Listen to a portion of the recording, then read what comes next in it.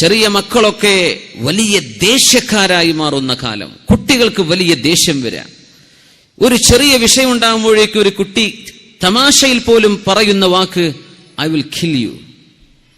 ആ ഒരു ചിന്ത മക്കളിൽ ഇങ്ങനെ വളർന്നു വന്ന് നമ്മുടെ കുട്ടികൾക്ക് ആവശ്യമുള്ള എല്ലാം വാങ്ങിച്ചു കൊടുത്താലും ഉമ്മയെ തള്ളിപ്പറയുന്ന മക്കളാണ്.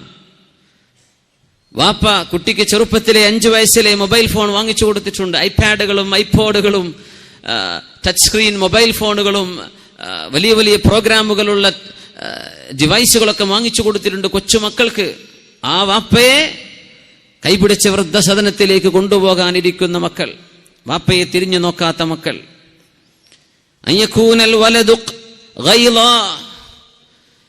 എന്നാണോ ഇബ്നു മസ്ഊദ് റളിയല്ലാഹു അൻഹു മക്കളൊക്കെ മാതാപിതാക്കളോട് ദേഷ്യത്തോടുകൂടെ പെരുമാറുന്നത്?